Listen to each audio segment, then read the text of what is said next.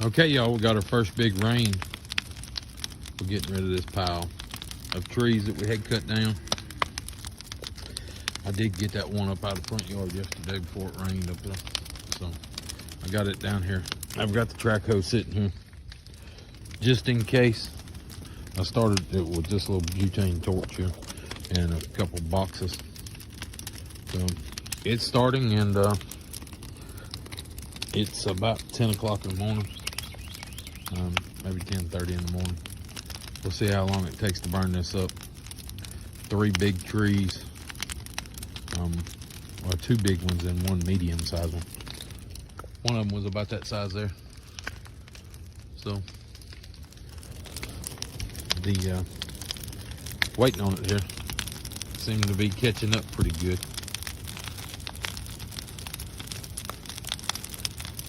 I got it, the wind's blowing that way, so I put it on this side so it blow through that pile. It's doing pretty good. You can see the smoke going off that way. It's been raining all night. Everything's nice and wet, so shouldn't have any problems. But I'm gonna stand out here with it and see what we can get done here. Shouldn't take too long. Maybe an hour, hour and a half, and it should be down pretty good where I can leave it alone. But I gotta get the flame out of it here. I don't know if that camera does that pile justice, but that pile is 20 foot wide and 10 foot tall, or something about like that. So you know, like, put it into perspective. That's a 10 by 10 shed there. So it's a pretty good sized pile. That's a 4 by 5 hay bale over there. So probably, I don't know, 3 or 4 hay bales wide. It's about 20 foot wide and a little over 2 high. That big log up on top smoking. Must be getting hot up there. It's that big log smoking up there. It's generating its own smoke. That was one that was laying in the front yard yesterday. So it's blowing right on through that pipe, just like I hoped it would. So we'll see. It'll burn all them pine needles up real quick, and then I'll have to start smashing it down with the track hoe and breaking it up. Throwing it back up on top of it, keep piling it up, and it'll keep right on burning. Last time I burnt right here, I had I don't know what we took. Oh, we had 2 Bradford pears that we took down. One was right there where the green spot is, and one was on the other side of the fence up there. And they burnt for about a week, so maybe we can burn this up a little faster. Okay, y'all, it's getting going now. About halfway through the pile, and it is flat pumping the smoke out. But we're getting there. You see this side's mostly ash now. I can go up there and break that stuff off and push it down, and make it go a little easier. I'm gonna let it burn down a little bit more and get it down. Get the flame down, get the smoke down, and get it down where it's manageable and it ain't 10,000 degrees, and then I'll go up there and break it off and push it up, tighten it up, and get it to keep burning. But like I say, the smoke's blowing perfect. It's blowing that way. The ash and everything is blowing that way, so we ain't got no worries here. You go right there is the road. There's a fire break obviously there at the road if it got out. And going that way, there's nothing between, you know, here and the road up there other than the dogs, and I can turn them out real quick, so it wouldn't be no problem if it got out. But I got a water hose right there too, so I can stop it. Plus it's soaking wet. Everything, it rained last night, so everything's soaking wet out here. So just sitting here watching, and I got the track hoe laid back, so I'm like in a recliner. I'm laid back here. My tracks are off the ground, you know. I got my bucket down and picked up, so kind of sitting in a recliner position, waiting to see what's going on here. Waiting to watch everything finish burning up here, or not finish, but get down a lot less than what it is. I might roast some hot dogs tonight, some marshmallows, so I don't waste this good fire.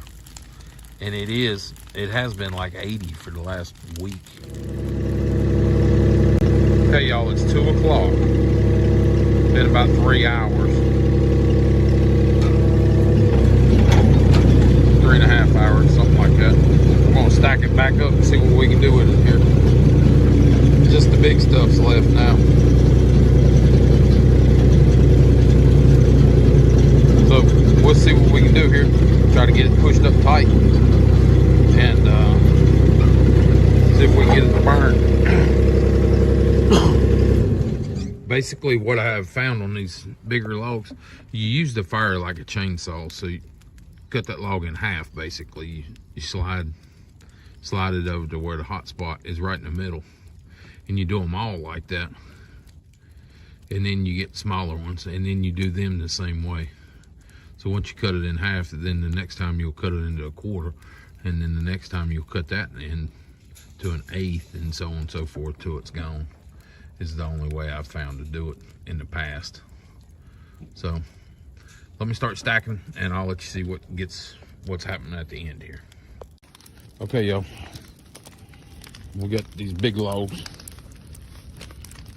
Tells you how big that log is. Got these big logs up on the fire. I got them about halfway up there. That one's kind of out of the fire. I wish I'd have seen that. But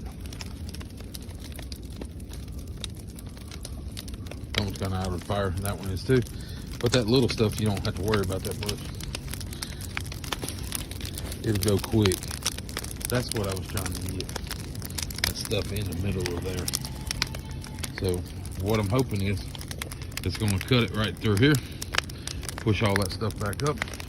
We'll be good to go. See that log, that small log in there kind of screwing it. She pulled it out, but it'll be all right. We got that cooking.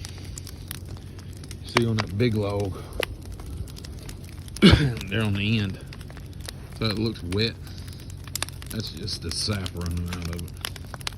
It's a nice sappy log. It's not worth taking them to the sawmill. People would say, oh, why don't you take them and make lumber out of them? Yeah, I could haul them. I could haul them 60 miles that way to the sawmill. Pay him $300, $400 to cut me a bunch of 2x4s out of them, and then haul them 60 miles back here, and then store them and wait to use them. Or I could just go about 8 miles that way at Home Depot and give $2 a 2x4 and then bring them here and store them. So right now we're just burning them to save us the trouble. And we got a dog here wanting a ball. Y'all missed that. I wish I'd have had that on her. Got a ball here with a dog wanting a ball. She that first one I kicked it and she caught it in her mouth.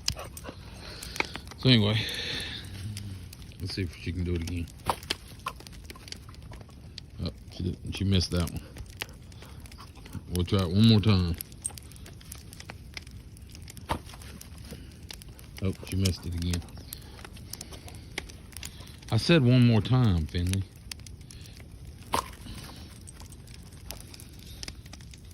But anyway, we'll come back in a little bit. Okay, y'all, this is the next morning. This is about 15 hours, 16 hours, something like that, after I started it. Now you see, like, them big pieces got burned in half. Some of them still big pieces, but I'm gonna throw the big pieces out, the real long pieces, throw them out, grab these short pieces, pile them up in there, and then throw the big pieces back on top and try to cut them in half again. And then tonight, when I get home, I'll do it all over again. So we're gonna get on the traco and see if we can move this stuff around. Hey y'all, there it is, all stacked up, fired back up, burning again. So now we got those 3 or 4 big logs there. I think there's 4 big logs, and the rest of that small stuff. So when I come back this evening, I'll do the same thing. Pile up the small stuff, put the big stuff on top, and just keep working it. You always pile up the small stuff, put the big stuff on top, keep it hot, and hope it just keeps cutting it up into smaller pieces. If you get in smaller pieces, it'll dry out a lot faster. So like that piece there is going to dry out 100 times faster than that piece, and so on and so forth. So the trick is get your small stuff on there, get it started to put your big stuff on top, and let it start drying out. Smoke is actually steam. It's the water coming out of the material. So when it gets real hot, it'll evaporate all that water a lot faster, and there'll be less smoke, so on and so forth. So there you go. That's why when you start a green fire with a bunch of green leaves on it, it smokes like crazy, because it's trying to get all that stuff out of there. Now we gotta take Traco down here and restack the hay, because the goats knocked all the hay out of the pen. Okay, y'all. I don't know how well this picks up, but there's black smoke coming up right there. And that's coming out of that cat eye that we cut down. Go back and look at that tree video. That tree had a bad cat eye in it. You can see that black smoke there versus the white smoke there. That black smoke is like like you're burning rubber, obviously, or oil. That's sapping these trees. That cat eye, that's lightered stump down there. That's why that big log is just burning on its own, basically there. And it's rolling out that black smoke. That is from all the sap that's tied up in there. And if we go around here and look at the butt of this cut, there's probably gonna be sap everywhere on it. Yeah, see how the sap's running out of it?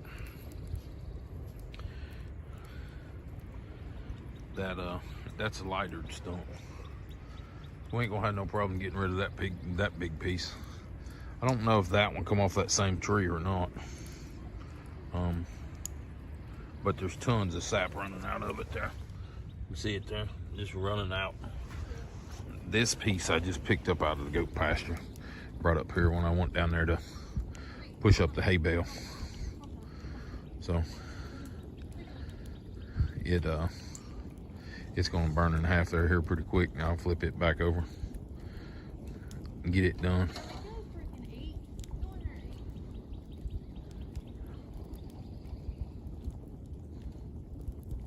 So there we go. Okay guys, this is about 32 hours in. I got to restack it again. I just got back home. You can see I got 2 big pieces, and the rest of them short pieces now. So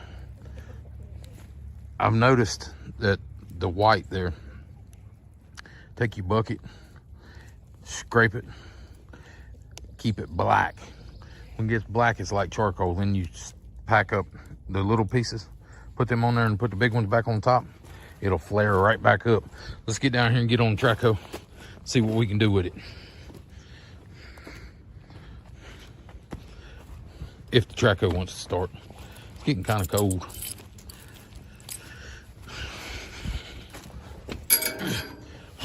Long enough where I got spider webs on the Traco.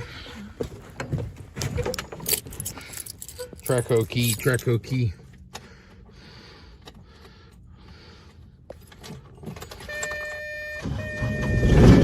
Oh yeah.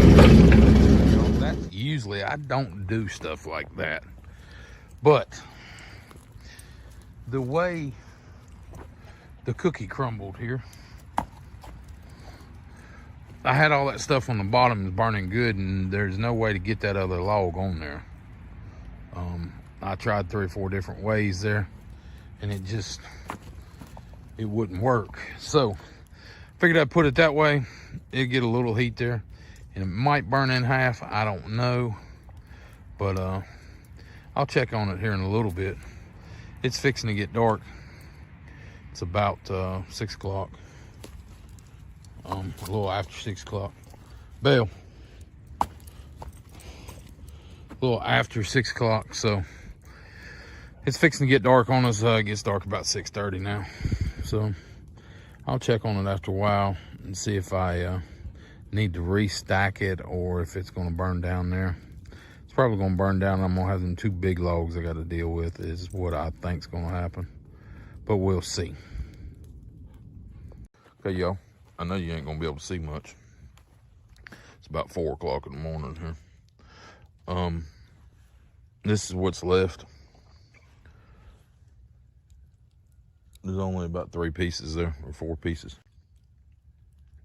It's only 3 or 4 pieces there, but I got to put this thing out. They're talking about 20-mile-an-hour winds here in another maybe 5 or 6 hours, and I'm going to be at work, so I'm going to go ahead and spray this thing down with water and get it out, and then I'm going to go to work. So that's going to be the end of this one. I'll show you tonight when I get back what's left, but we're not going to get it all burnt because we're going to have to put it out. Normally I wouldn't worry about it, but with that truck just burning up and yada yada yada yada, I don't want to take no chances with it, so I'm gonna put it out. But here we go.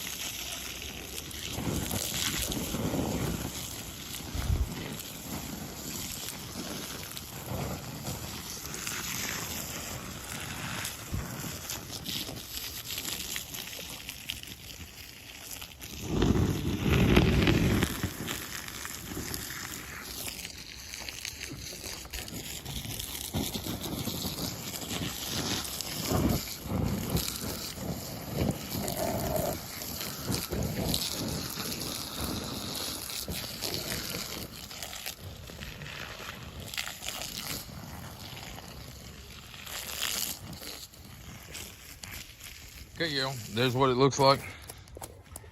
The wind is gone, and that's all that's left. So we should be able to burn that. We're just gonna throw it in the next pile, and we'll get rid of that little bit. But that big pile down to 5 pieces, about 5 pieces there. So that's what you do. I hate that I had to cut it short. If I would have been able to burn the rest of the day, I would have got it, but it's what it is. It is what it is. So there it is. Y'all, if you like what you see, subscribe to the channel if you hadn't already, and we'll catch you on the next one.